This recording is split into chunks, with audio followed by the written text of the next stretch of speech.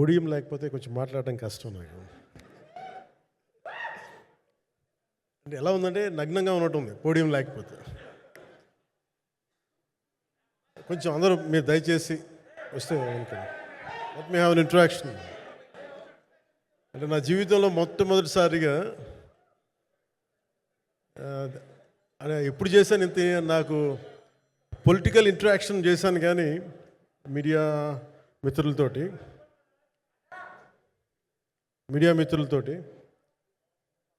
Cinema పరంగా నేను ఎప్పుడు ఆలోచించలేదు, ఎప్పుడు నాకు చేయలేదు. ఫస్ట్ టైం మొదటిసారి నేను ఎప్పుడు కొంచెం మొహాట పడతాను మాట్లాడటానికి సినిమాకి సంబంధించినంత వరకు. ఇక్కడ సినిమాని ఎలా ప్రమోట్ చేసుకోవాలో నాకు తెలియదు. పని చేయడం తెలుసు తప్ప దీన్ని అంటే మనం ఇంత చేసామని చెప్పడం ఎప్పుడు నాకు కొంచెం ఎబ్బెట్టుగాను ఇబ్బందిగా ఉంటుంది. ఇంకా నేను చాలా యాక్సిడెంటల్ యాక్టర్ అండ్ ఇంకా గత్యంతరం లేక టెక్నీషియన్ అయిన వాడిని. నాకు నచ్చే సన్నివేశాలు, నచ్చే సినిమాలు చేసుకోవడానికి ఆ పరిస్థితుల్లో ఇది నా మొదటి ఇంటరాక్షన్. ఇది నా పర్లేదు కూర్చోండి పర్లేదు. రథం గారు వస్తారు అంటే ఇదంతా చేయడానికి, మీడియా మాట్లాడడానికి ఇదేదో నాకు పొగరు అహంకారం ఏం కాదు. సినిమా గురించి నాకు చెప్పుకోవడం ఎబ్బెట్టుకోవడం, ఏం మాట్లాడాలో తెలియక చెప్తే ఎక్కువ అయిపోద్దా చెప్తే తక్కువ అయిపోద్దా అని. కానీ ఈ పర్టికులర్ ప్రెస్ మీట్ ఎందుకు పెట్టానంటే రత్నం గారి కోసం పెట్టాను. అంటే సినిమా బతకాలి అంటే ఈవినింగ్ ఆడియో ఫంక్షన్ పెట్టుకొని మళ్ళీ ప్రెస్ మీట్ దేనికంటే మళ్ళీ నాకు మీతో ఇంటరాక్ట్ అయ్యే అవసరం ఫంక్షన్ తర్వాత ఉండకపోవచ్చేమో అని చెప్పేసి అదొకటి మేజర్ ఒక ఇది కన్సర్న్. అదొకటి అంటే రత్నం గారు అంటే ఈవినింగ్ చెప్దాం అనుకున్నా, బట్ స్టిల్ ఇప్పుడే చెప్పేస్తున్నాను ఈ మాట. త్రివిక్రమ్ గారు రాసిన ఒక డైలాగు అజ్ఞాతవాసిలో, ఒక చిన్నపాటి సౌకర్యం కోసం, ఇక్కడ మీరు కూర్చున్న ఒక చిన్నపాటి కుర్చీ కోసం ఒక యుద్ధమే చేయాల్సి వస్తుంది. అలాంటిది ఒక సినిమాని చేయడం అంటే ఎన్నిసార్లు మినీ యుద్ధాలు చేయాలి, ఆర్థికంగా కావచ్చు, క్రియేటివ్గా కావచ్చు, వీటన్నిటికీ సంబంధించి. అలాంటిది నేను ఎప్పుడు కూడా సినిమాల్లోకి రాకముందు రత్నం గారు లాంటి వ్యక్తి నా ప్రొడ్యూసర్ అయితే బాగుండు అనుకున్నాను. భారతదేశానికి పాన్ ఇండియా సినిమాని, ముఖ్యంగా రీజనల్ సినిమాని జాతీయ స్థాయిలో తీసుకెళ్ళిన వ్యక్తి ఆయన. తమిళ సినిమాని చాలా ఛాలెంజింగ్ తెలుగులో డబ్ చేసి దాన్ని స్ట్రైట్ సినిమాలతో సమానంగా ఆడేంత సత్తా చూపించిన వ్యక్తి. Film industry creative ability, creative potentiality పెంచిన వ్యక్తి. ఈ సినిమా చాలా ఒడిదుడుకులు ఎదుర్కొంది, 2 కరోనా పరిస్థితులు ఎదుర్కొంది. అన్నిటికీ మధ్యలో సినిమా మన క్రియేటివ్గా కొంత ఇబ్బంది ఎదుర్కొంది. అల్టిమేట్ ఆబ్జెక్టివ్ సినిమా బాగా రావాలని, నేను ఎప్పుడేం చేసినా సినిమా బాగా రావాలి అనుకుంటాను. ఈ సినిమాకి ప్రత్యేకించి ఆయన తపన చూసి నేను ముఖ్యంగా పాలిటిక్స్కి వెళ్ళిపోయిన తర్వాత డైరెక్షన్ అని వీటికి దూరమై క్రియేటివ్ పార్టీకి దూరం అయిపోయిన తర్వాత, పాలిటిక్స్ నా ప్రైమరీ ఫోకస్ అయిపోయిన తర్వాత మళ్ళీ దృష్టి పెట్టి సినిమా కావాలి మీరు చెయ్యాలని చెప్పి నా దగ్గరికి వచ్చి కోరుకున్నప్పుడు నేను ఎంత బెస్ట్ ఇవ్వగలను సినిమాకి అంత ఇచ్చాను. నేను అంటే నా బెస్ట్ ఇచ్చాను. అంటే నేను అంటే అన్నిటికంటే కూడా నేను ఇవ్వలేనిది టైం ఇవ్వలేను నేను. కానీ అలాంటి పరిస్థితుల్లో ఒక క్లైమాక్స్కి దాదాపు 57 రోజులు షూట్ చేయాల్సి వచ్చింది. మండు టెండ బాగా, ఇట్స్ కైండ్ ఆఫ్ ఒక మిడ్ మే అంటే చాలా పిచ్చి ఎండ అన్నమాట. అలాంటి ఎండల్లో చాలా కాలం తర్వాత నాకు మార్షల్ ఆర్ట్స్, నేను ఎప్పుడో నేర్చుకున్న మార్షల్ ఆర్ట్స్, ఒక ఎస్క్రీమా కానీ, ఊషు కానీ, నేను నేర్చుకున్న సెల్ఫ్ డిఫెన్స్ టెక్నిక్స్ కానీ, యుఎస్లో నేను ఒక వర్క్షాప్ చేసిన జీత్ కండు ఇవి కానీ ఇవన్నీ ఈ సినిమాకి నాకు పనికి వచ్చినాయి. నాకు ఇవన్నీ వీళ్ళతో డిఫరెంట్ కొరియోగ్రాఫర్స్తో కూర్చొని ప్రత్యేకించి క్లైమాక్స్ పార్ట్ ఇది అందరికీ ఇన్స్పైర్ చేసింది. అంటే మన స్థూలంగా చెప్పాలి అంటే, ఒక క్లుప్తంగా చెప్పాలి అంటే, ఈ సినిమాకి ఇదే ఆయువు పట్టింది. ఈ ఫస్ట్ పార్ట్కి ఎక్కడో కొల్లూరు నుంచి మన కృష్ణానది తీరం కొల్లూరు, విజయవాడ సమీపంలో ఉన్న కొల్లూరు ప్రాంతం నుంచి దొరికిన ఒక కోహినూరు వజ్రం నుంచి అది ఎటు మన గోల్కొండ రాజుల దాకా వచ్చింది, మన హైదరాబాద్ సుల్తాన్ల దాకా ఎలా వచ్చింది, దీని ట్రావెల్ ఇటు వెళ్ళింది. ఇవన్నీ జరిగినప్పుడు దీని నేపథ్యంలో జరిగే కథ ఇది. ముఖ్యంగా ఈ ఫౌండేషనల్ వర్క్ చేసిన వ్యక్తి క్రిష్ జాగర్లమూడి గారు చాలా హై కాన్సెప్ట్తో పట్టుకొచ్చారు దీన్ని. ఆయనను రత్నం గారు నా దగ్గరికి వచ్చినప్పుడు చాలా బాగా నచ్చి వెంటనే చేశాను. చేసిన తర్వాత ఒక్కొక్కటి కరోనా నిజంగా ఇంపాక్ట్ వచ్చింది. అంటే ఎలా ఉండదంటే, ఎంత హార్డ్గా ఉండదంటే ఇండస్ట్రీ, అది ఎవరిని తప్పు పట్టలేము. ఒకప్పుడు ఆయన వెంట చుట్టిన నిర్మాతలు, ఆయన వెంట తిరిగిన డిస్ట్రిబ్యూటర్స్, హీరోస్ అందరికీ అలాంటి వాళ్ళకి ఒక నిర్మాతగా ఆయన తపన పడుతుంటే నాకు అంటే ఆయన కోసం ఖుషి తీస్తున్నప్పుడు కానీ ఆయనతోటి ఎంత సౌకర్యం ఇచ్చారంటే, అసలు మాకు 1 month ముందు ప్రీ ప్రొడక్షన్ అయిపోయి నాకు అంత సౌకర్యాన్ని ఇచ్చారు. నేను కంపోజ్ చేసిన యాక్షన్ సీక్వెన్సెస్ కానీ ఫైట్స్ కానీ ఖుషీకి నాకు ఆల్రెడీ ఒక 1 month 1.5 month థియేటర్ నాకు ఇచ్చేసి, మన సురేష్ ఎఫెక్ట్స్ థియేటర్ మొత్తం ఇచ్చి నాకు అంత లగ్జరీ ఇచ్చిన వ్యక్తి ఆయన నలిగిపోతుంటే నాకు నిజంగా చాలా బాధేస్తుంది. ఒకసారి it is not about money, it's not about success, it's about standing by hmm you trust, who stood for the people, who stood for the industry. నాకు ఎందుకు ఇది మీతో పంచుకోవాలనిపించింది. సినిమా ఎంత విజయం ఇది నాకు నిజంగా తెలియదు. ఎందుకంటే నేను ఇట్లా అనుకోవచ్చు, ఇంకోలా కానీ ఒక్కటి మటుకు చాలా సిన్సియర్గా చెప్పగలను. Krish came out with very good concept, చాలా హై కాన్సెప్ట్ పట్టుకొచ్చారు. కొంత వ్యక్తిగత కారణాలు, కొన్ని ప్రొఫెషనల్ కారణాలు ఆయన ప్రాజెక్టుకి బయటికి వెళ్ళినా కానీ దీన్ని ఫౌండేషనల్ వర్క్ చేసిన క్రిష్ గారికి మనస్ఫూర్తిగా నా హృదయపూర్వక ధన్యవాదాలు తెలియజేస్తాను మా అందరి తరఫున. అలాగే తర్వాత స్టెప్ ఇన్ అయింది మన జ్యోతికృష్ణ గారు. నేను ఖుషి సినిమా చేస్తున్నప్పుడు అప్పుడే లండన్ ఈ ఫిల్మ్ మేకింగ్ కోర్స్ చేసి మన డైరెక్షన్లో ఇన్స్టిట్యూట్ అంతేనా డైరెక్షన్ ఫిల్మ్ మేకింగ్ కోర్స్ చేసి అప్పుడే గ్రాడ్యుయేట్ అయ్యి వచ్చి అప్పటి నుంచి ఉన్నప్పుడు బట్ యాక్చువల్ తనతో మాట్లాడుతుంటే మోస్ట్ సెన్సిబుల్ డైరెక్టర్ అనిపించారు. ఈ ఒక టైంలో ఏమనిపించిందంటే, బయట ఉన్న మాటలు కానీ అసలు సినిమా వస్తుందా లేదా బయటికి అని ఉండేది. కానీ మాకు ఎప్పటికప్పుడు నీరసం పడిపోయినప్పుడల్లా నాకు నీరసం వచ్చేసేది. సినిమా అవ్వదా అనుకున్నప్పుడల్లా దీనికి ప్రాణవాయువునిచ్చిన వ్యక్తి కీరవాణి గారు. ప్రతిసారి నేను వర్క్ చేసి నేను ఎందుకంటే సినిమా చివరి దాకా నేను నమ్మను. ఎప్పుడు నేను ఒక సినిమాని నేనేం నమ్ముతాను, చిన్నప్పటి నుంచి వెరీ ఫార్మేటివ్ ఇయర్స్లో నుంచి కూడా ఒక మంచి సినిమా గురించి నేను మాట్లాడక్కర్లా, రిలీజ్ అయితే బాగలేకపోతే ఎలాగ మాట్లాడక్కర్లా. అందుకే నేను ఎప్పుడు సినిమా క్వాలిటీ మీద దృష్టి పెడతాను తప్ప ఇంక మిగతా వాటి మీద మాట్లాడను. అందుకే నాకు ఎప్పుడు ఈ మాట్లాడటం అనే దాని మీద ఎప్పుడు దృష్టి పెట్టలేం. కానీ ఫస్ట్ టైం ఈ సినిమాకి చాలా అవసరం అనిపించింది. అందుకని ఒక నిర్మాతలు కనుమరుగవుతున్న ఈ సమయంలో ఒక బలమైన సినిమా తీసి ఒడిదుడుకుల్ని తట్టుకోగలిగి ఒక నిర్మాత కనుమరుగవ్వకూడదు.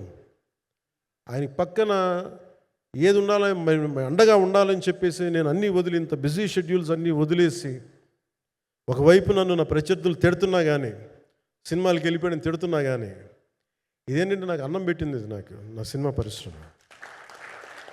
అంటే ఇక్కడున్న మిత్రులందరూ కూడా చాలామందికి నేను ఇండివిజువల్ ఇంటర్వ్యూస్ ఇచ్చాను. నేను చాలాసార్లు నాగేంద్ర కానీ మీరు కానీ చాలామందికి, వీళ్ళందరూ చాలామందికి నేను వ్యక్తిగతంగా తెలుసు.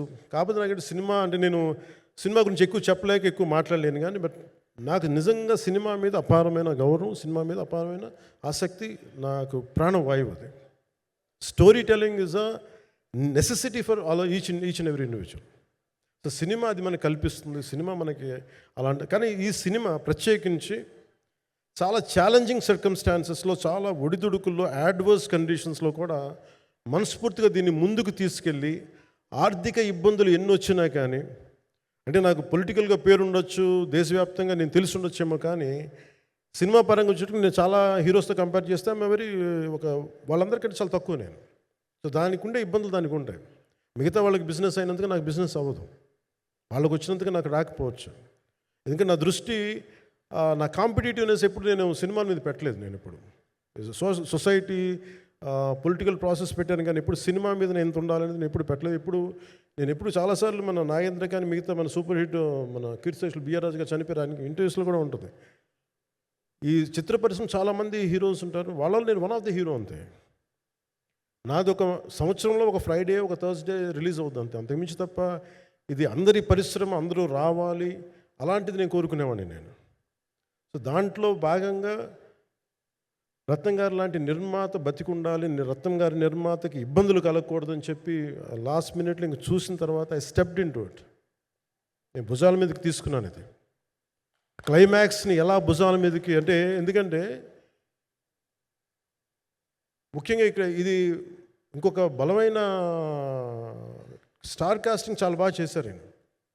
ముఖ్యంగా బాబీ డియోల్ గారిని అంటే ఈరోజు చూస్తుంటే నాకు అదే అనిపించింది. ఈరోజు మన ప్రెస్ మీట్ కూడా నేను వచ్చాను. అందరూ ఎంత బిజీగా ఉన్నారని కొన్ని రాత్రుల నుంచి నిద్రలేదు.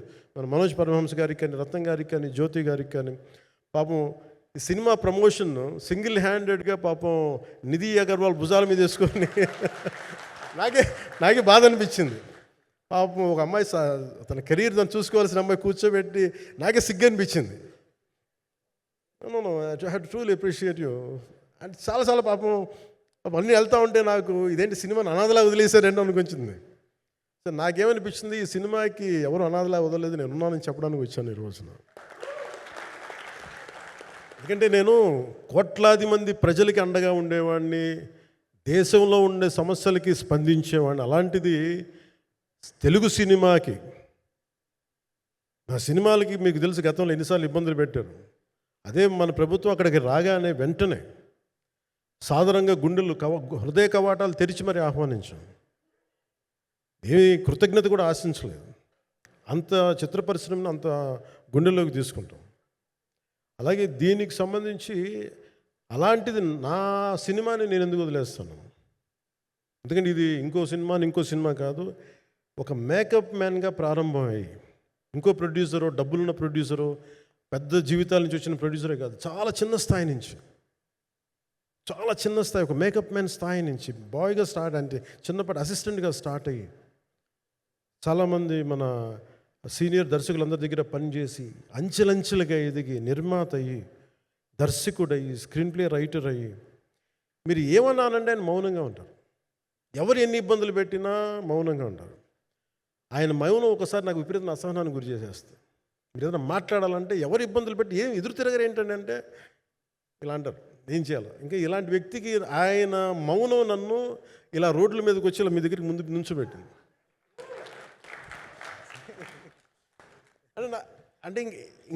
అంటే ఆయన ఏంటంటే చెప్తారు, ఆయన మౌనం అంటే రమణ మహర్షి నుంచి బాగా నేర్చుకున్నట్టున్నారు. మౌనం అన్నిటికీ సమాధానం. సో నాకు మనస్ఫూర్తిగా ఈ స్టార్ కాస్టింగ్ ఒకటి, అంటే నా చిత్ర పరిశ్రమ మీద ఎందుకు ఇంత గౌరవం అంటే, మనందరం కులాల మీద, మతాల మీద, ప్రాంతాల మీద, భాషల మీద కొట్టుకుంటూ ఉంటాం. But any film industry take in this world, especially Indian film industry, దీనికి there is no caste discrimination, there is no region discrimination, there is no religion discrimination, nothing. It's purely your creative potentiality, purely your creative ability. నువ్వు చిరంజీవి గారి తమ్ముడు కావచ్చు, చిరంజీవి గారి కొడుకు కావచ్చు, లేదంటే ఇంకొకళ్ళు అబ్బాయి కావచ్చు, మేనల్లుడు కావచ్చు, ఇట్ డజంట్ మ్యాటర్. నీకు టాలెంట్ లేకపోతే నువ్వు నిలబడలేవు, నీకు సత్తా లేకపోతే నువ్వు ఇక్కడ ఉండలేవు. అది నా కొడుకైనా సరే. ఇట్ ఆల్ డిపెండ్స్ నీకు ఎంత టెనాసిటీ ఉంది, ఎంత పర్సీవరెన్స్ ఉంది, ఎంత నిలబెట్టుకోగలవు, ఎంత నిలదొక్కుకోగలవు, ప్రతికూలతలు ఎంత బలంగా నిలబడగలవు. ఒక నిర్మాత సినిమా తీయడం అంటే ఒక యజ్ఞం చేయడం లాంటిది. తిట్లు తినాలి, ఇబ్బందులు పడాలి, అన్నీ పడిన తర్వాత ఫైనల్ డబ్బులు మిగిలితే కూడా లేదు తెలియదు.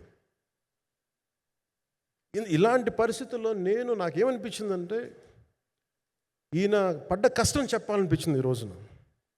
ఈ ప్రెస్ మీట్ తాలూకు ముఖ్య అంశం, ఒక చిన్న స్థాయి నుంచి వచ్చిన వ్యక్తి నిర్మాతగా ఎదిగి, ఆయనకున్న పాపం ఆయన మంచితనం ఆయన్ని శాపంగా అవ్వకూడదని చెప్పి ఒక ఉద్దేశంతో ఆయన మంచితనం చెప్పాలి, ఆయన ఒక మంచి సినిమా చేశారని చెప్పడానికి నేను ఈ రోజున మీ ముందుకు వచ్చాను. ఎందుకంటే నేనేం నమ్ముతానంటే, సినిమా బాగుంటే ఎలాగో చూస్తారు, దీని గురించి చెప్పక్కర్లేదు. సినిమా బాగాలేకపోతే ఎలాగో చూడరు.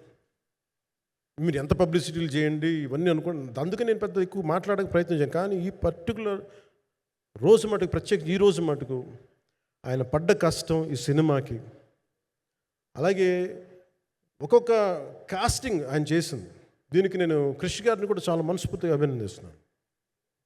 ఎందుకంటే ఆయన కూర్చున్నప్పుడు ఎంతమందిని పెట్టాం, ఒక ఔరంగజేబ్గా మిగతా నటులు ఒకళ్ళిద్దరు యాక్టర్స్ని పెట్టి కూడా ఒకళ్ళ చేత యాక్ట్ చేయించాం ఒకళ్ళ చేత.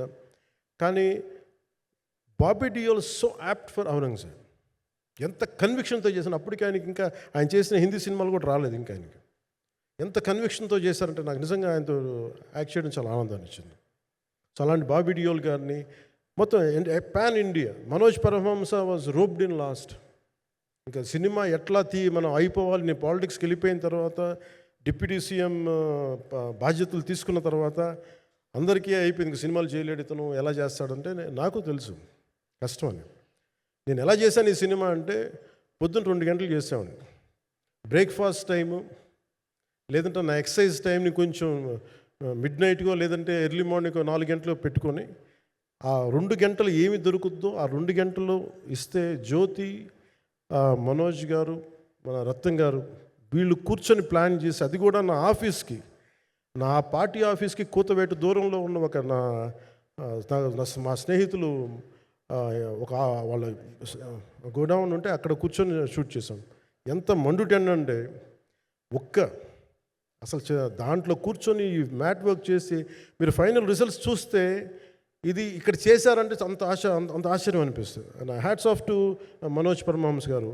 అండ్ ఈ సీన్స్ అన్నిటికీ ప్రీ విజువలైజేషన్, ప్రతి సీన్ చేయబోయే ముందు అసలు నాకు ఏమనిపించిందంటే, సినిమా చేయగలమా లేదనని పరిస్థితుల్లో జ్యోతికృష్ణ గారు ముందుకు వచ్చి నాతో మాటలు చెప్పలేదని, ఇది ఇలా చేస్తాం అలా చేస్తాం ఏం చెప్పలా, ఏమి చేయబోతున్నాడో ఎవ్రీథింగ్ వాజ్ ప్రీ విజువలైజ్డ్. ఈ సీన్ ఇలా ఉండబోతుంది, ఈ చేయబోయే సీన్ ఇలా ఉన్నది. నాకు దాని మీద ఆత్మవిశ్వాసం కలిగింది. నాకు లేదు, ఒక సత్తా ఉన్న దర్శకుడు, తెలుగు చిత్ర పరిశ్రమకి సైజ్ తీయగలిగేవాడు, మంచి సాలిడ్ ఎడిటింగ్ సెన్స్ ఉన్నవాడు, మ్యూజికల్ సెన్స్ ఉన్నవాడు. అలాంటి వ్యక్తికి మనోజ్ పరమహంస గారు తోడారు. వీళ్ళిద్దరు కాంబినేషన్లో రత్నం గారి అనుభవంతో ఈ రోజున ఒక మంచి ప్రోడక్ట్ అయితే తీసుకొచ్చాం. ఇది ఎలా ఉంటుంది, ఎలా ఉండబోతుంది, ఎంత హిట్ అవుతుంది అనేది ఇది సంపూర్ణంగా ప్రజల చేతిలోనే ఉంటుంది. అది ఏ స్థాయిలో ఇది ఉంటుంది అనేది అది ప్రజలు చెప్పాల్సింది తప్ప అది నేను చెప్పుకునేది కాదు. బట్ నా వరకు నేను ప్రత్యేకించి నేను వ్యక్తిగతంగా చేసింది ఈ సినిమాకి, అపార్ట్ ఫ్రమ్ యాక్టింగ్ కాంట్రిబ్యూషన్, నేను ఏ సినిమా చేసినా ప్రతి సన్నివేశంలోనూ, ప్రతి సాంగ్ అండ్ డాన్స్లో కూడా కొన్నిసార్లు నేను చేయలేక, నేను ఒక రిలక్టెంట్ యాక్టర్లో ఎలాగో టెక్నీషియన్గా కూడా నాకేంటంటే, సుస్వాగతం సినిమాలో నన్ను తీసుకెళ్ళి వైజాగ్లో బస్సు మీద ఎక్కించి డ్యాన్స్ చేయమన్నారు. చచ్చిపోయిన డ్యాన్స్ ఇలాగా. ఇంకా మిగతా వాళ్ళకి ఎంత తేలికైన డ్యాన్స్ నాకు చేయాలంటే నేను గింజుకుపోయి, నేను అనుకున్నాను ఈరోజు ఇంక సినిమాలు మానేస్తాను చెప్పి మా వదినికి ఫోన్ చేసి కూడా చెప్పాను, చాలా పర్యాలు చెప్పాను. అలాంటి అందుకని నాకేంటంటే సాంగ్ అండ్ డ్యాన్స్ కూడా నేను ఎలా చేయగలను దానికి అనుకోగా నేను ఎత్తుక్కుంటాను. అలాగే యాక్షన్ సీక్వెన్స్ కూడా రియల్ లైఫ్లో కొడితే ఎలా ఉంటుంది, మార్షల్ ఆర్ట్స్లో సాధన ఉన్నవాడిని, ఈ లాట్ ఆఫ్ వర్క్షాప్స్, ఈ మార్షల్ ఆర్ట్ వర్క్షాప్స్ చేసిన వాడిని కాబట్టి హౌ రియలిస్టిక్ వీ కెన్, ఎంత సహజంగా మనం వెళ్ళగలం, వీటి మీద ఒక అవగాహన ఉన్నవాడిని కాబట్టి చాలాసార్లు కూర్చుంటాను. కానీ ప్రత్యేకించి ఈ 20 minutes లాస్ట్ సీక్వెన్స్, ఇది 2 partsగా ఎలా అయింది అంటే, ఒరిజినల్ థాట్ కృషి గారి దగ్గర నుంచి వచ్చినప్పుడు ఇట్ వాస్ క్వైట్ లాంగ్. ఈ సినిమా ఒక పార్ట్లో అవుద్దని అనేవాడు మొదటి నుంచి. బట్ లేటర్ వాళ్ళు డిసైడ్ చేసుకొని ఒక టైంలో ఇది అవ్వదు, we want make it as 2 parts అనుకున్నప్పుడు ఎక్కడికి వచ్చి ఆగిందంటే ఈ క్లైమాక్స్ దగ్గరికి వచ్చి ఆగింది ఫస్ట్ పార్ట్. సో చెప్తున్నప్పుడు నాకేమనిపించిందంటే how else we can take it, how else we can scale it up. So దానికి నేను కూర్చొని నాకున్న ఈ మార్షల్ ఆర్ట్స్ కానీ బేసిక్ యాక్షన్ కొరియోగ్రఫీ నా ప్యాషన్ కాబట్టి ఈ పర్టికులర్ డ్రామా, ఈ పర్టికులర్ దాంట్లో ఏంటంటే మొఘల్ టైమ్స్లో ప్రతి ఒక సగటు భారతీయుడు అనుభవించిన బాధ అది. ఒక యావరేజ్ సగటు భారతీయుడు మొఘల్ కాలంలో అనుభవించిన ఒక ఒక ఒక సిచ్యువేషన్. ఆ సిచ్యువేషన్ హీరోకి సంబంధం ఉండదు, కానీ how he gets entangled, how he gets involved in it, that is the outcome, that has been captured. So దీన్ని ఒక 57 days మేము చేయగలిగామంటే, ఆ రోజు నాకు కనుక మన జ్యోతి గారు ఉండుంటే పక్కన, maybe I would done it in at least ఒక 50% ఆఫ్ ఇట్. ఎందుకంటే నేను చెప్పింది అలా చేయగలరు ఇవన్నీ కూర్చోబెట్టి వీ డిడ్ అవర్ బెస్ట్. అంటే నేనేమనుకున్నానంటే క్లైమాక్స్ చేసేటప్పుడు ఇంక నేను తర్వాత సినిమాలు చేస్తానో కూడా లేదో నాకు తెలియదు, కానీ నాకు ఇష్టమైన నిర్మాత, తెలుగు చిత్ర పరిశ్రమకి నిజంగా ఒక అండగా ఉన్న నిర్మాత, I want give my best to him. నేను అందుకని ఆంధ్రప్రదేశ్ ప్రభుత్వానికి కూడా మన ముఖ్యమంత్రి గారికి కూడా తెలియజేశాను.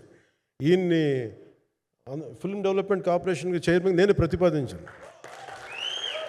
అంటే నాకేంటంటే I don't want to be a political, ఆయన నా నిర్మాతని కాదు, ఈయన అందరు హీరోలతో తీశారు. ఈయన పాన్ ఇండియాలో ప్రతి ఒక్కరు తెలిసి ఈయనంటే, ఇలాంటి వ్యక్తి ఉంటే మన తెలుగు చిత్ర పరిశ్రమకి బాగుంటుంది. అలాగే ప్రత్యేకించి తెలుగు చిత్ర పరిశ్రమ అనేది నాకు ఈ టాలీవుడ్ అనే పదాలు నాకు వాడటం నాకు ఇష్టం ఉండదు.